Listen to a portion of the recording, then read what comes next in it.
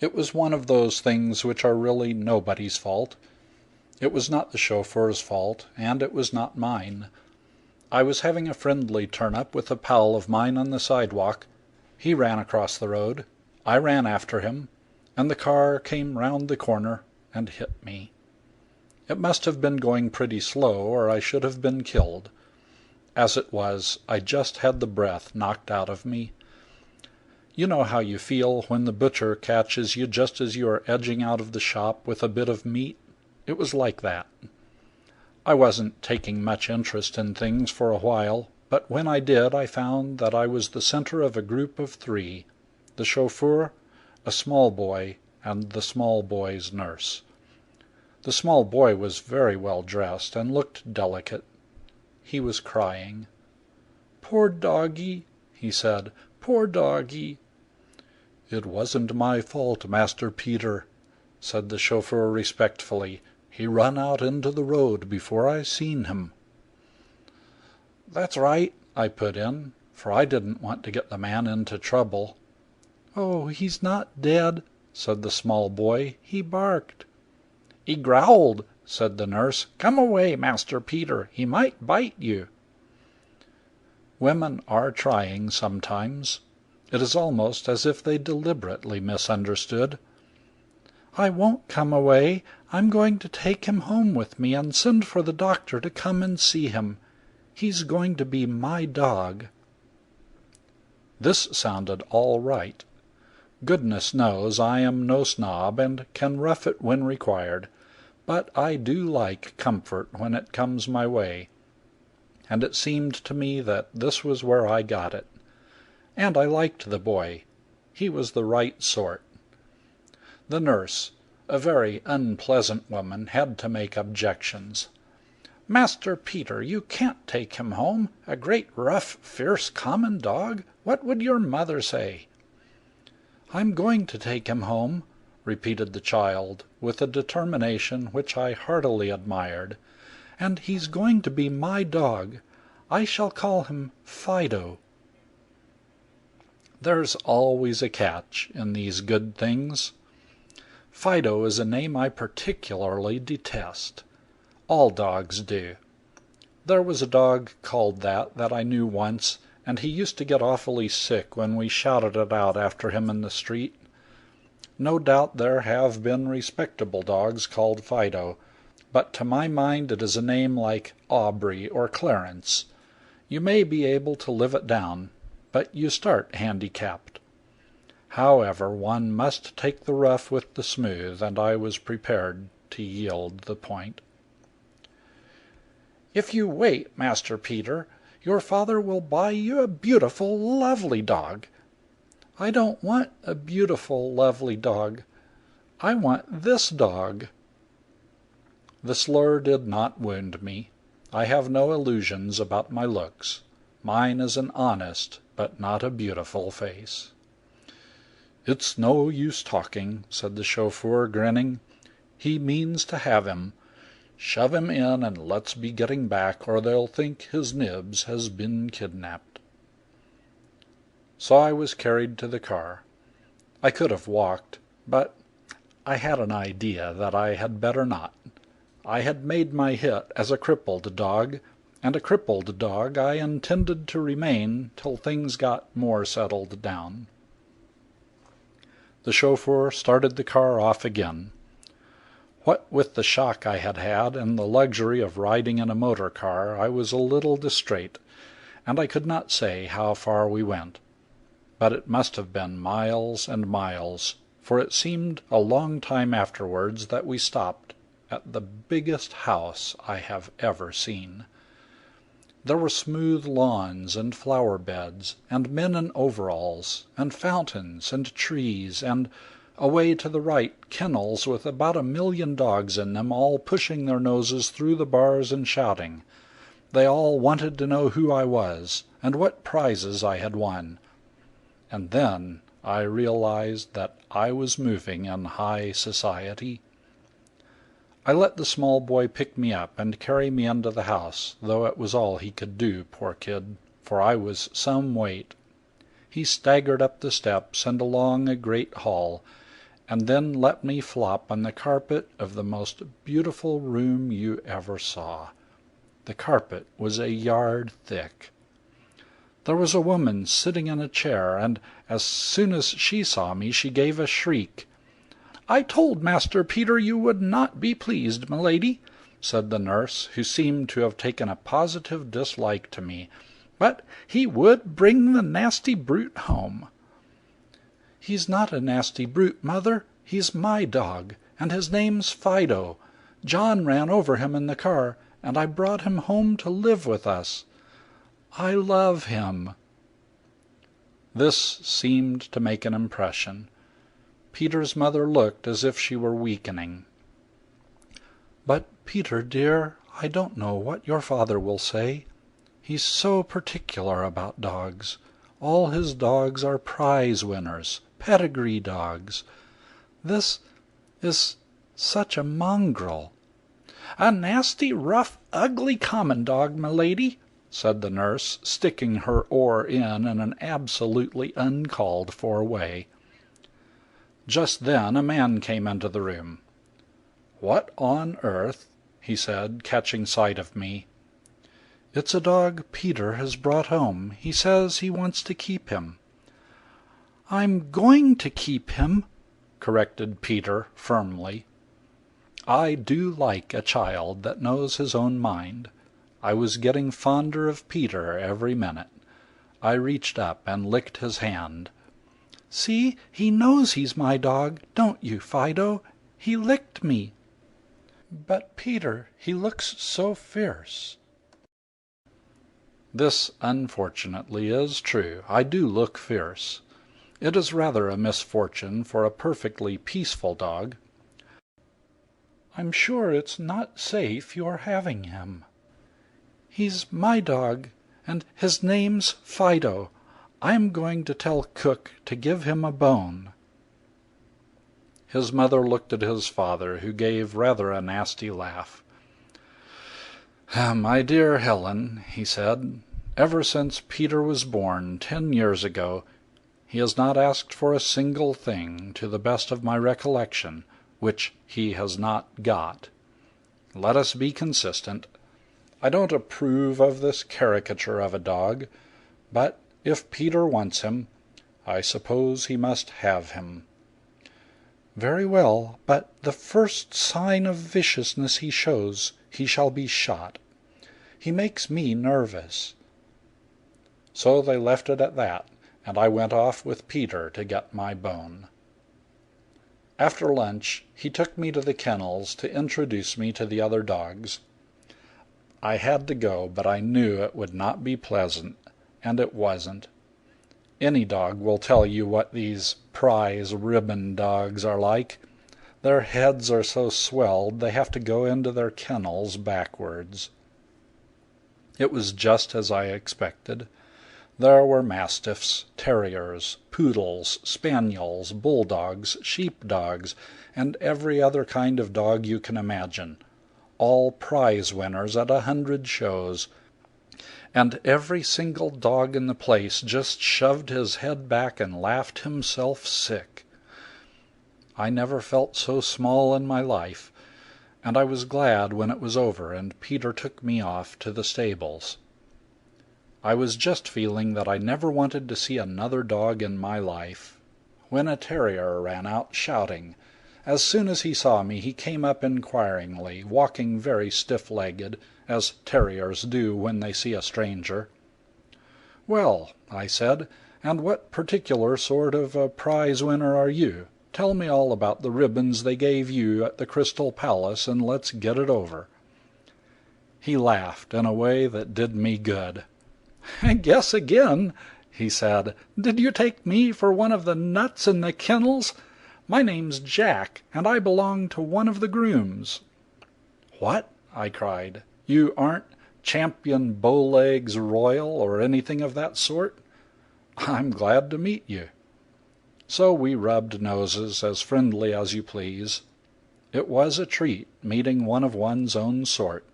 I had had enough of those high-toned dogs who look at you as if you were something the garbage man had forgotten to take away. "So you've been talking to the swells, have you?" said Jack. "He would take me," I said, pointing to Peter. "Oh, you're his latest, are you? Then you're all right. While it lasts." "How do you mean, while it lasts?" "Well, I'll tell you what happened to me. Young Peter took a great fancy to me once. Couldn't do enough for me for a while. Then he got tired of me, and out I went. You see, the trouble is that while he's a perfectly good kid, he has always had everything he wanted since he was born, and he gets tired of things pretty easy. It was a toy railway that finished me. Directly he got that, I might not have been on the earth. It was lucky for me that Dick, my present old man, happened to want a dog to keep down the rats, or goodness knows what might not have happened to me. They aren't keen on dogs here unless they've pulled down enough blue ribbons to sink a ship. And mongrels like you and me, no offense, don't last long. I expect you noticed that the grown-ups didn't exactly cheer when you arrived. They weren't chummy. Well, take it from me, your only chance is to make them chummy. If you do something to please them, they might let you stay on, even though Peter was tired of you." "What sort of thing?" "That's for you to think out. I couldn't find one. I might tell you to save Peter from drowning. You don't need a pedigree to do that. But you can't drag the kid to the lake and push him in. That's the trouble. A dog gets so few opportunities. But take it from me, if you don't do something within 2 weeks to make yourself solid with the adults, you can make your will. In 2 weeks Peter will have forgotten all about you. It's not his fault. It's the way he has been brought up. His father has all the money on earth, and Peter's the only child. You can't blame him. All I say is, look out for yourself. Well, I'm glad to have met you. Drop in again when you can. I can give you some good ratting, and I have a bone or two put away. So long." It worried me badly what Jack had said. I couldn't get it out of my mind. If it hadn't been for that, I should have had a great time, for Peter certainly made a lot of fuss of me. He treated me as if I were the only friend he had. And in a way I was. When you are the only son of a man who has all the money in the world, it seems that you aren't allowed to be like an ordinary kid. They coop you up, as if you were something precious that would be contaminated by contact with other children. In all the time that I was at the house, I never met another child. Peter had everything in the world, except someone of his own age to go round with, and that made him different from any of the kids I had known. He liked talking to me. I was the only person round who really understood him. He would talk by the hour, and I would listen, with my tongue hanging out, and nod now and then. It was worth listening to, what he used to tell me. He told me the most surprising things. I didn't know, for instance, that there were any red Indians in England, but he said there was a chief named Big Cloud who lived in the rhododendron bushes by the lake. I never found him, though I went carefully through them one day. He also said there were pirates on the island in the lake. I never saw them either. What he liked telling me about best was the city of gold and precious stones which you came to if you walked far enough through the woods at the back of the stables. He was always meaning to go off there some day, and from the way he described it, I didn't blame him. It was certainly a pretty good city. It was just right for dogs, too, he said, having bones and liver and sweet cakes there, and everything else a dog could want. It used to make my mouth water to listen to him. We were never apart. I was with him all day, and I slept on the mat in his room at night. But all the time, I couldn't get out of my mind what Jack had said. I nearly did once, for it seemed to me that I was so necessary to Peter that nothing could separate us. But just as I was feeling safe, his father gave him a toy aeroplane, which flew when you wound it up. The day he got it, I might not have been on the earth. I trailed along, but he hadn't a word to say to me. Well, something went wrong with the aeroplane the second day, and it wouldn't fly, and then I was in solid again. But I had done some hard thinking, and I knew just where I stood. I was the newest toy, that's what I was, and something newer might come along at any moment, and then it would be the finish for me. The only thing for me was to do something to impress the adults, just as Jack had said. Goodness knows I tried, but everything I did turned out wrong. There seemed to be a fate about it. One morning, for example, I was trotting round the house early, and I met a fellow I could have sworn was a burglar.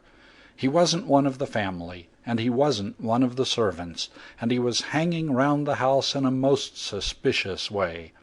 I chased him up a tree, and it wasn't till the family came down to breakfast 2 hours later that I found that he was a guest who had arrived overnight and had come out early to enjoy the freshness of the morning and the sun shining on the lake, he being that sort of man. That didn't help me much. Next I got in wrong with the boss, Peter's father. I don't know why.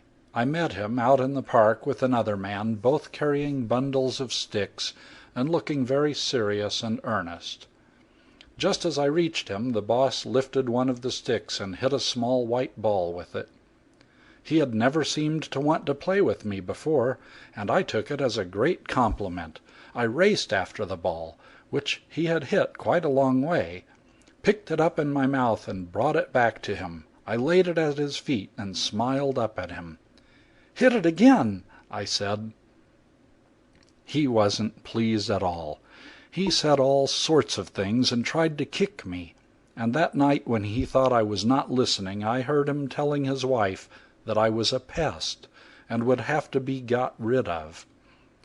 That made me think. And then I put the lid on it. With the best intentions in the world, I got myself into such a mess that I thought the end had come. It happened one afternoon in the drawing room.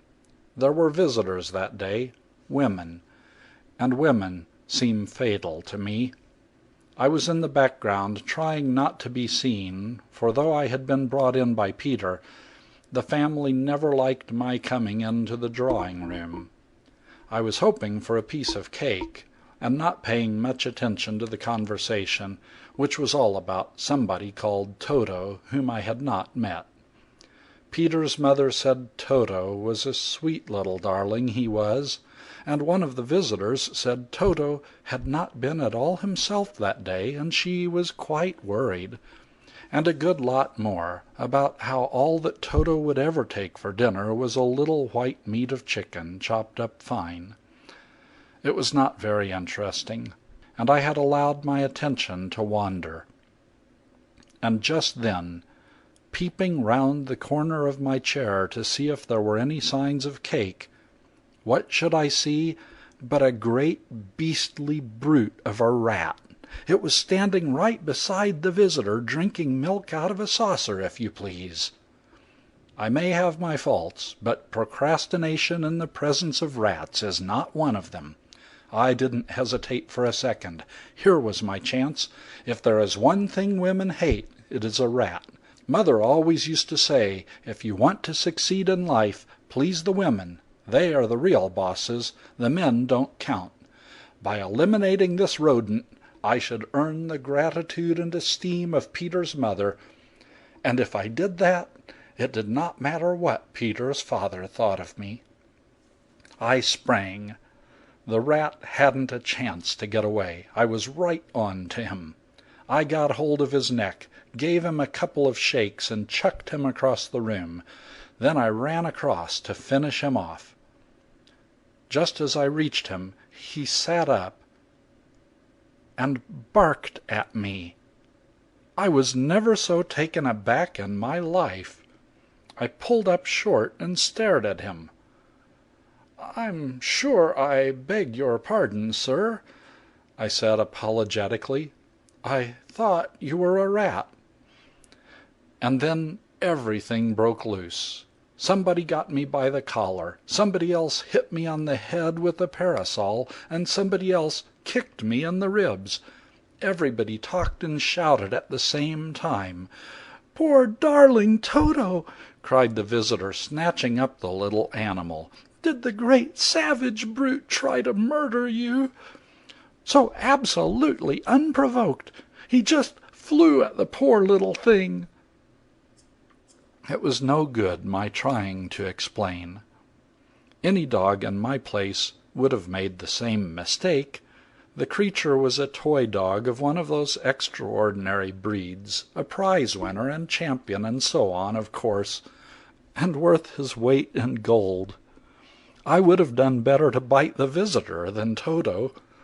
That much I gathered from the general run of the conversation, and then, having discovered that the door was shut, I edged under the sofa. I was embarrassed. "That settles it," said Peter's mother. "The dog is not safe. He must be shot." Peter gave a yell at this, but for once he didn't swing the voting an inch. "Be quiet, Peter," said his mother. "It is not safe for you to have such a dog. He may be mad." Women are very unreasonable. Toto, of course, wouldn't say a word to explain how the mistake arose. He was sitting on the visitor's lap shrieking about what he would have done to me if they hadn't separated us. Somebody felt cautiously under the sofa. I recognized the shoes of Weeks, the butler. I suppose they had rung for him to come and take me, and I could see that he wasn't half liking it. I was sorry for Weeks, who was a friend of mine, so I licked his hand, and that seemed to cheer him up a whole lot. "I have him now, madam," I heard him say. "Take him to the stables and tie him up, Weeks, and tell one of the men to bring his gun and shoot him. He is not safe." A few minutes later I was in an empty stall, tied up to the manger. It was all over. It had been pleasant while it lasted, but I had reached the end of my tether now. I don't think I was frightened, but a sense of pathos stole over me. I had meant so well. It seemed as if good intentions went for nothing in this world. I had tried so hard to please everybody, and this was the result. Tied up in a dark stable, waiting for the end. The shadows lengthened in the stable yard, and still nobody came. I began to wonder if they had forgotten me, and presently, in spite of myself, a faint hope began to spring up inside me that this might mean that I was not to be shot after all. Perhaps Toto at the 11th hour had explained everything. And then footsteps sounded outside, and the hope died away. I shut my eyes. Somebody put his arms round my neck, and my nose touched a warm cheek. I opened my eyes. It was not the man with the gun come to shoot me. It was Peter. He was breathing very hard, and he had been crying.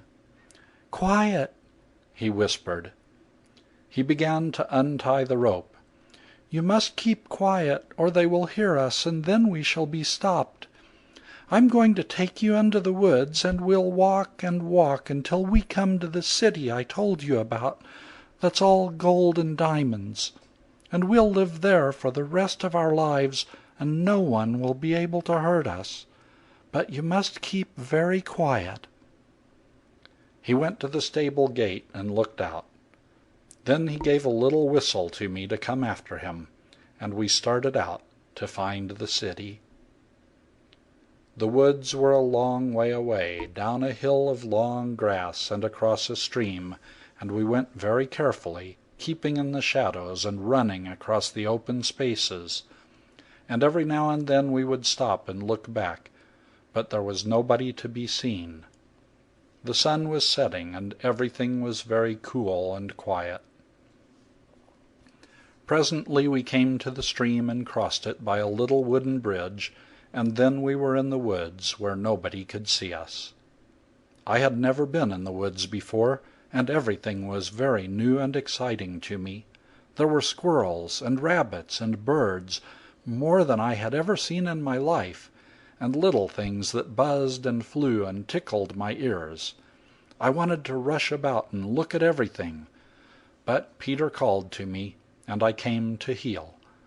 He knew where we were going, and I didn't, so I let him lead. We went very slowly. The wood got thicker and thicker the farther we got into it. There were bushes that were difficult to push through, and long branches covered with thorns that reached out at you and tore at you when you tried to get away. And soon it was quite dark, so dark that I could see nothing, not even Peter, though he was so close. We went slower and slower, and the darkness was full of queer noises. From time to time Peter would stop, and I would run to him and put my nose in his hand. At first he patted me, but after a while he did not pat me any more, but just gave me his hand to lick, as if it was too much for him to lift it. I think he was getting very tired. He was quite a small boy, and not strong, and we had walked a long way. It seemed to be getting darker and darker. I could hear the sound of Peter's footsteps, and they seemed to drag as he forced his way through the bushes. And then quite suddenly he sat down without any warning, and when I ran up, I heard him crying. I suppose there are lots of dogs who would have known exactly the right thing to do, but I could not think of anything except to put my nose against his cheek and whine. He put his arm around my neck, and for a long time we stayed like that, saying nothing. It seemed to comfort him, for after a time he stopped crying. I did not bother him by asking about the wonderful city where we were going, for he was so tired. But I could not help wondering if we were near it. There was not a sign of any city, nothing but darkness and odd noises, and the wind singing in the trees. Curious little animals, such as I had never smelt before, came creeping out of the bushes to look at us. I would have chased them, but Peter's arm was round my neck, and I could not leave him. But when something that smelt like a rabbit came so near that I could have reached out a paw and touched it, I turned my head and snapped. And then they all scurried back into the bushes, and there were no more noises. There was a long silence. Then Peter gave a great gulp. "I'm not frightened," he said. "I'm not." I shoved my head closer against his chest. There was another silence for a long time. "I'm going to pretend we've been captured by brigands," said Peter at last. "Are you listening? There were 3 of them, great big men with beards, and they crept up behind me and snatched me up and took me out here to their lair. This is their lair. One was called Dick. The others' names were Ted and Alfred. They took hold of me and brought me all the way through the wood till we got here, and then they went off, meaning to come back soon. And while they were away, you missed me and tracked me through the woods till you found me here. And then the brigands came back, and they didn't know you were here, and you kept quiet till Dick was quite near. Then you jumped out and bit him, and he ran away. Then you bit Ted, and you bit Alfred, and they ran away too. And so we were left all alone, and I was quite safe because you were here to look after me. And then... His voice died away, and the arm that was round my neck went limp, and I could hear by his breathing that he was asleep. His head was resting on my back, but I didn't move. I wriggled a little closer to make him as comfortable as I could, and then I went to sleep myself. I didn't sleep very well. I had funny dreams all the time, thinking these little animals were creeping up close enough out of the bushes for me to get a snap at them without disturbing Peter. If I woke once, I woke a dozen times, but there was never anything there. The wind sang in the trees, and the bushes rustled, and far away in the distance the frogs were calling. And then I woke once more with the feeling that this time something really was coming through the bushes. I lifted my head as far as I could and listened. For a little while nothing happened, and then straight in front of me I saw lights, and there was a sound of trampling in the undergrowth. It was no time to think about not waking Peter.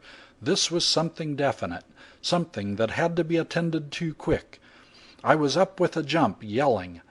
Peter rolled off my back and woke up, and he sat there listening while I stood with my front paws on him and shouted at the men. I was bristling all over.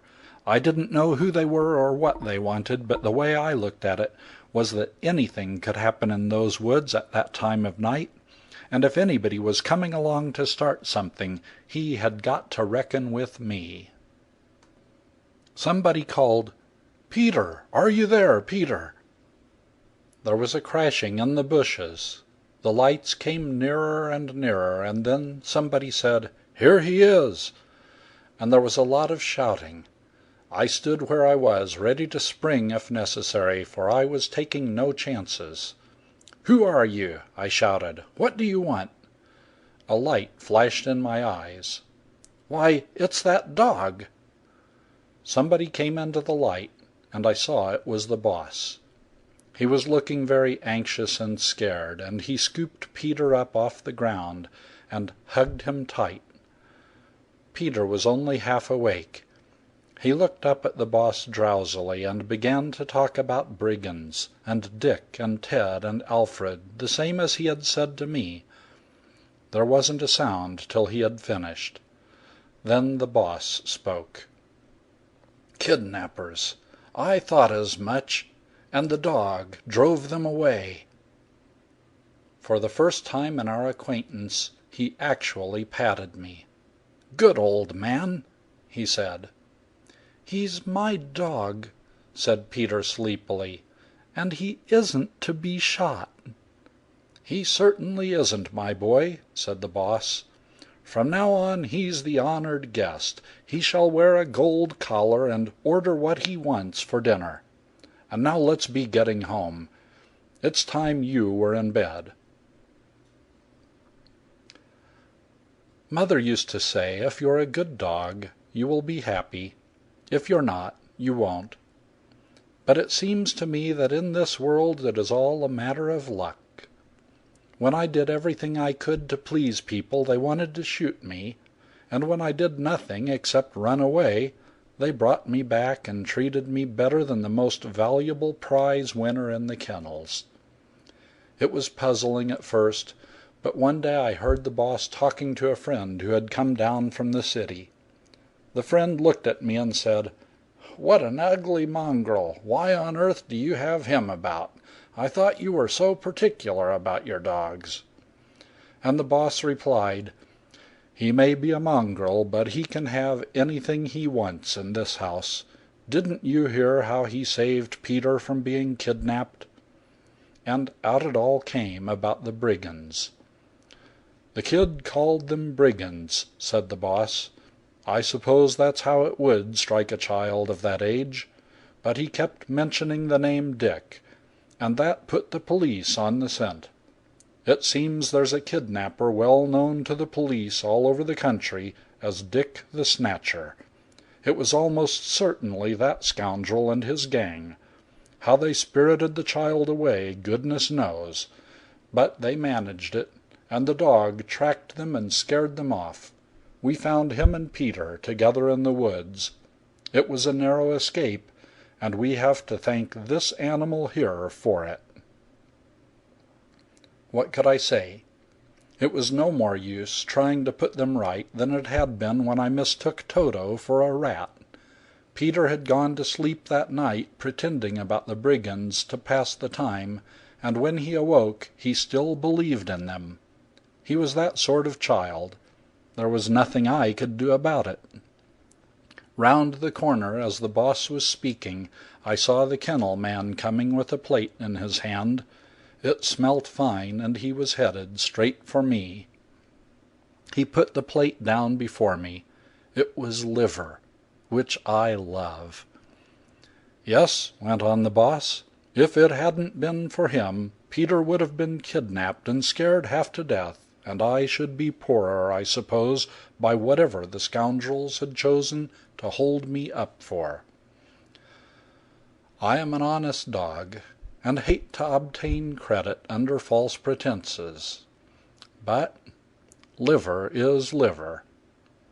I let it go at that."